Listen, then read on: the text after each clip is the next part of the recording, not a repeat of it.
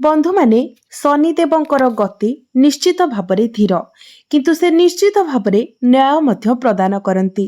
शनि 7:30 समय जी सत्यवादी से आहुरी अधिक चमकदार होई बाहर को आसंती।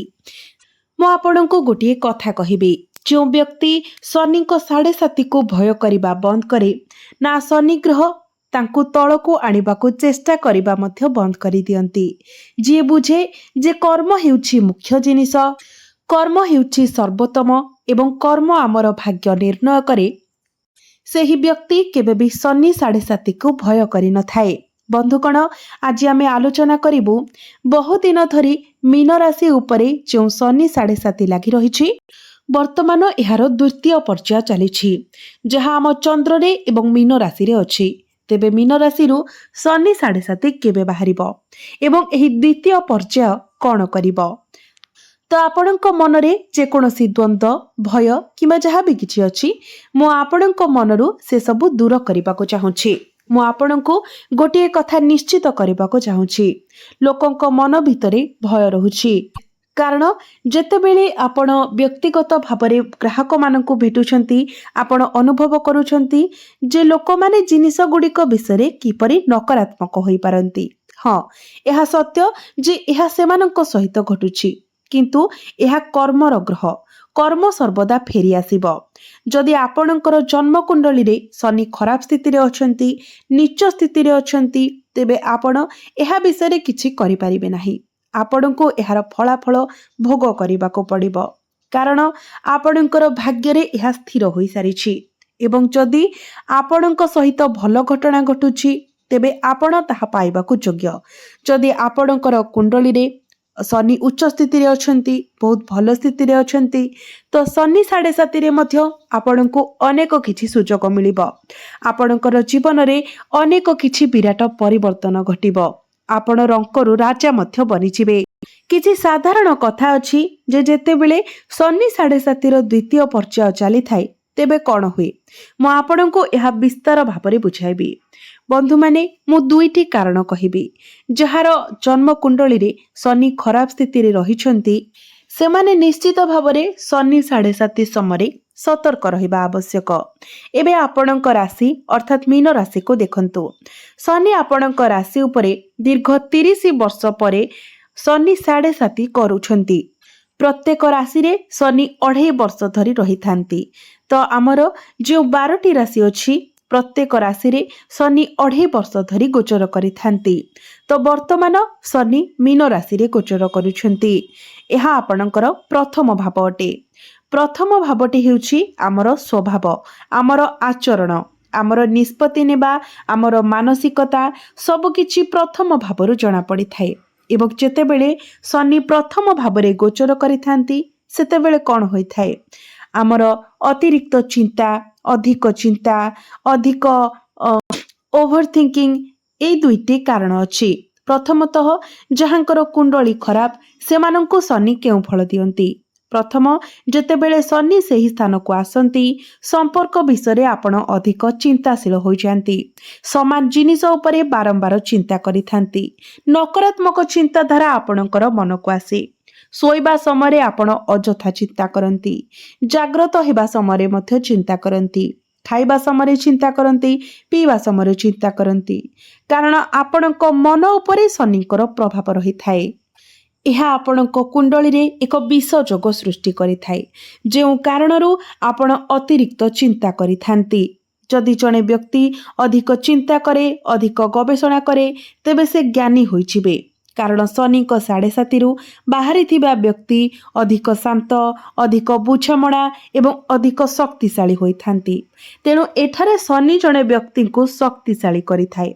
किंतु जदि शनि आपणक कुंडली रे भल स्थिति रे थांती, तेबे से आपणको आहुरी अधिक शक्तिशाली करिथांती।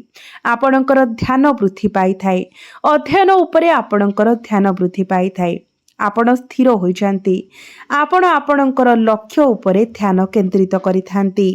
एहा मोर लक्ष्य, मते एहा हासिल करिबाको पड़िबो।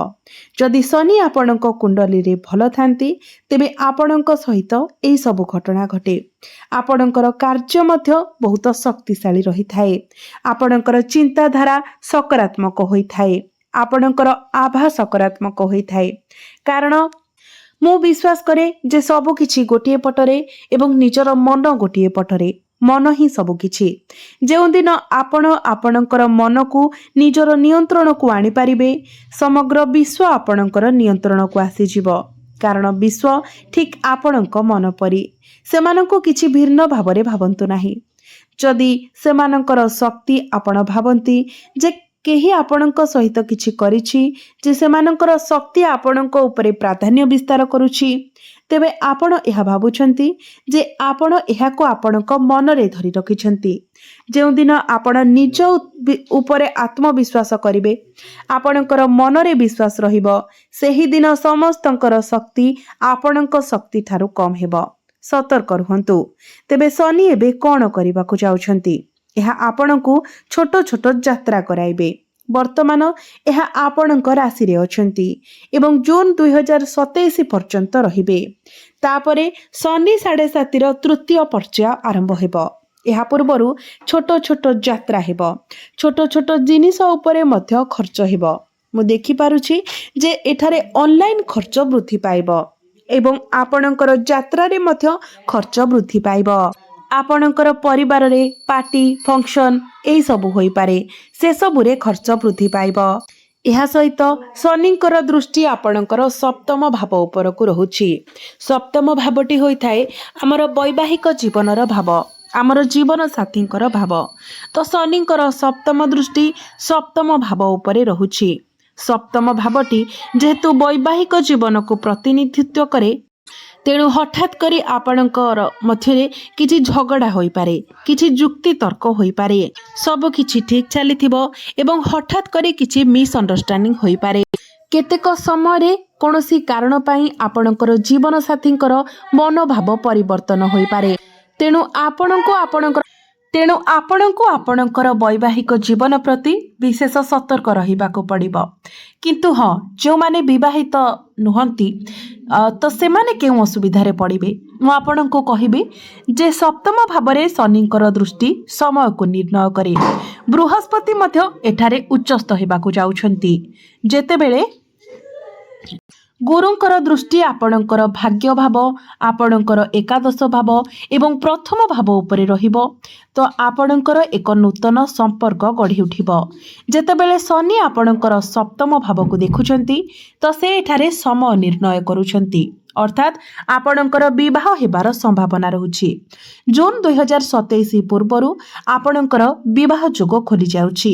ମୁଁ ଆପଣଙ୍କୁ ଆଉ ଗୋଟିଏ କଥା କହିବି। ମୀନ ରାଶିରେ ବର୍ତ୍ତମାନ ସନ୍ତାନ ଏବଂ ପରିବାର ପ୍ଲାନିଂ ପାଇଁ ବହୁତ ଭଲ ସୁଯୋଗ ରହିଛି। କାରଣ ବର୍ତ୍ତମାନ ଗୁରୁ ଉଚ୍ଚ ସ୍ଥିତିରେ ଅଛନ୍ତି। ଜୁନ୍ 2ରେ ଗୁରୁ ଏଠାକୁ ଆସିଯିବେ। ତ ଆପଣ ଯଦି କିଛି ଫ୍ୟାମିଲି ପ୍ଲାନିଂ କରୁଛନ୍ତି, ତ ଆପଣଙ୍କ ପାଇଁ ସମୟ ବହୁତ ଭଲ ରହୁଛି। ଏହା ସହିତ ଆପଣଙ୍କର ଦଶମ ଭାବରେ ଶନିଙ୍କର ଦୃଷ୍ଟି, ମୀନ ରାଶିରେ ଶନିଙ୍କର ଦୃଷ୍ଟି ମଧ୍ୟ ଏଠାରେ ଅଛି। ଦଶମ ଭାବଟି ହୋଇଥାଏ ଆପଣଙ୍କର କ୍ୟାରିୟର ଭାବ, କାର୍ଯ୍ୟକ୍ଷେତ୍ରର ଭାବ। ତ ଆପଣଙ୍କ ଚାକିରି କ୍ଷେତ୍ରରେ ପରିବର୍ତ୍ତନ ହେବ କି ନାହିଁ, ଯଦି ଆପଣ ସେ ଚିନ୍ତାରେ ଥିଲେ, ତ ନିହାତି ଭାବରେ ଆପଣଙ୍କର କ୍ୟାରିୟରରେ କିଛି ନା କିଛି ପରିବର୍ତ୍ତନ ନିଶ୍ଚିତ ଭାବରେ ହେବ। କିନ୍ତୁ ତାହା ଆପଣଙ୍କ ପାଇଁ ସକାରାତ୍ମକ ହେବ କି ନକାରାତ୍ମକ ହେବ, ତାହା ଆପଣଙ୍କ କୁଣ୍ଡଳୀରେ ଶନିଙ୍କର ସ୍ଥିତି ଦେଖି ହିଁ ନିର୍ଣ୍ଣୟ କରାଯାଇପାରିବ। ଆପଣଙ୍କ ଉପରେ କାର୍ଯ୍ୟଭାର ବଢ଼ିବ। ଆପଣଙ୍କର ପଦବୀ ବଦଳିବାର ସମ୍ଭାବନା ରହୁଛି। ଆପଣଙ୍କର ପ୍ରୋଫାଇଲ୍ ବଦଳିବାର ସମ୍ଭାବନା ରହୁଛି। କିନ୍ତୁ ମନେ ରଖନ୍ତୁ, ଆପଣ ଏଠାରେ କ'ଣ ବିଶ୍ୱାସ କରିବା ଉଚିତ? ଆପଣଙ୍କର କର୍ମଠାରୁ କିଛି ବି ଊର୍ଦ୍ଧ୍ୱ ନୁହେଁ। ମୁଁ ସବୁବେଳେ କହୁଛି, ଆପଣ ନିଜର କର୍ମ ପ୍ରତି ଧ୍ୟାନ ଦିଅନ୍ତୁ। କାରଣ ଆମର ଭାଗ୍ୟ ହେଉଛି ଯାହା ଆମେ ପାଉ। ଆମର ମାତା, ଆମର ପିତା। ସମସ୍ତଙ୍କର ଭଲ ମାତା ନଥାନ୍ତି କିମ୍ବା ସମସ୍ତଙ୍କର ଭଲ ପିତା ନଥାନ୍ତି। ଆପଣଙ୍କ ପାଇଁ ଯାହା ଭାଗ୍ୟରେ ଅଛି ତାହା ଆପଣ ପାଇବେ। କିଛି ଲୋକଙ୍କର ବହୁତ ଭଲ ପିତାମାତା ଅଛନ୍ତି। ମୁଁ ଏହା ମଧ୍ୟ ଶୁଣିଛି, ଅନେକ ପିଲାମାନେ ନିଜର ମା ବାପାଙ୍କର ଶତ୍ରୁ ହୋଇଯାଇଛନ୍ତି ଏବଂ ଅନେକ ମା ବାପା ମଧ୍ୟ ନିଜ ପିଲାଙ୍କର ଶତ୍ରୁ ହୋଇଯାଇଛନ୍ତି। ଏବଂ ଏପରି ମଧ୍ୟ ଲୋକ ଅଛନ୍ତି ଯେଉଁମାନେ ବିଶ୍ୱାସ କରନ୍ତି ଯେ ମା ବାପାଙ୍କ ଠାରୁ ବଡ଼ ଆଉ ସଂସାରରେ କେହି ନୁହନ୍ତି। ସେମାନଙ୍କ ମଧ୍ୟରେ ଈଶ୍ୱର ବାସ କରନ୍ତି। ତେଣୁ ଆପଣ ଯାହା ପାଇବାର ଯୋଗ୍ୟ ତାହା ପାଇବେ। ଏବଂ ଆପଣଙ୍କର ଭାଗ୍ୟ ଆପଣଙ୍କର କର୍ମ ଦ୍ୱାରା ହିଁ ନିର୍ଣ୍ଣୟ ହୁଏ। ତେଣୁ ଆପଣ ନିଜର କର୍ମଠାରୁ ଊର୍ଦ୍ଧ୍ୱରେ କିଛି ରଖିବା ଉଚିତ ନୁହେଁ। ଯଦି ଆପଣ ଏହାକୁ ବୁଝିଯାଆନ୍ତି, ଏହାକୁ ଗ୍ରହଣ କରନ୍ତି, ତେବେ ନିଶ୍ଚିତ ଭାବରେ ଆପଣଙ୍କର ଜୀବନ ସୁନ୍ଦର ହେବ। ତେଣୁ ବୁଝିଯାଆନ୍ତୁ ଯେ ବର୍ତ୍ତମାନ ଶନିଙ୍କର ଏହି ଦିଗ ଯାହା ଆପଣଙ୍କର ଦଶମ ଭାବ ଉପରେ ପଡ଼ୁଛି ତାହା ଆପଣଙ୍କୁ ଶକ୍ତିଶାଳୀ କରିବ। କାର୍ଯ୍ୟକ୍ଷେତ୍ରରେ ଆପଣଙ୍କର ଦାୟିତ୍ୱ ବୃଦ୍ଧି ପାଇବ, କର୍ତ୍ତବ୍ୟ ବୃଦ୍ଧି ପାଇବ, ଆପଣଙ୍କୁ ବହୁତ ଭାଗଦୌଡ଼ କରିବାକୁ ପଡ଼ିବ, କିନ୍ତୁ ଏହା ଆପଣଙ୍କର ଭଲ ପାଇଁ ହିଁ ହେବ। ମୁଁ ଦେଖିପାରୁଛି ଯେ ଏଠାରେ ଆପଣଙ୍କର ପଦୋନ୍ନତି ହେବାର ବହୁତ ଭଲ ସମ୍ଭାବନା ରହୁଛି। ଟିକେ ଅଧିକ ଚିନ୍ତା ହେବ, ବିଶେଷ କରି ଶୋଇବା ସମୟରେ, ଖାଇବା ସମୟରେ, କାହା ସହିତ କଥା ହେବା ସମୟରେ। ଆପଣଙ୍କର ମନରେ ଯାହା ଅଛି ତାହା ଘଟିବ। ଆପଣଙ୍କର ମନକୁ ଟିକେ ନିୟନ୍ତ୍ରଣ କରନ୍ତୁ ଏବଂ ଯେତେବେଳେ ଶନି 7.5ର ତୃତୀୟ ପର୍ଯ୍ୟାୟ ଆରମ୍ଭ ହେବ ସେତେବେଳେ ଆପଣଙ୍କୁ କ'ଣ ପଦକ୍ଷେପ ନେବାକୁ ପଡ଼ିବ, ତାପରେ ଆପଣଙ୍କ ଜୀବନରେ କ'ଣ ପରିବର୍ତ୍ତନ ହେବ, ମୁଁ ଶୀଘ୍ର ଏଥିପାଇଁ ଆଉ ଏକ ଭିଡ଼ିଓ ଆଣିବି। ଏବେ ଆପଣ କେଉଁ ପ୍ରତିକାର କରିବା ଉଚିତ? ଆପଣ ପ୍ରତ୍ୟେକ ଦିନ ଚନ୍ଦ୍ରମାଙ୍କର ବୀଜ ମନ୍ତ୍ର 108 ଥର ଜପ କରନ୍ତୁ। ପ୍ରତ୍ୟେକ ଦିନ ସୂର୍ଯ୍ୟାସ୍ତ ପରେ ଆପଣ ହନୁମାନ ଚାଳିଶା ପାଠ କରନ୍ତୁ। ପ୍ରତ୍ୟେକ ଦିନ ଉଦିତ ସୂର୍ଯ୍ୟଙ୍କୁ ଆପଣ ତମ୍ବା ପାତ୍ରରେ ଜଳାର୍ଘ୍ୟ ଅର୍ପଣ କରନ୍ତୁ। ଆପଣଙ୍କୁ ଅଶୁଭ ଫଳ ପରିବର୍ତ୍ତେ ଶୁଭ ଫଳ ପ୍ରାପ୍ତି ହେବ। ଅଶୁଭ ପ୍ରଭାବ ଗୁଡ଼ିକ କମ୍ ହୋଇଯିବ। ତ ବନ୍ଧୁମାନେ, ଆପଣଙ୍କର ଜୀବନ ମଙ୍ଗଳମୟ ହେଉ, ଏହା ହିଁ ଈଶ୍ୱରଙ୍କ ନିକଟରେ ମୋର ପ୍ରାର୍ଥନା। ଧନ୍ୟବାଦ।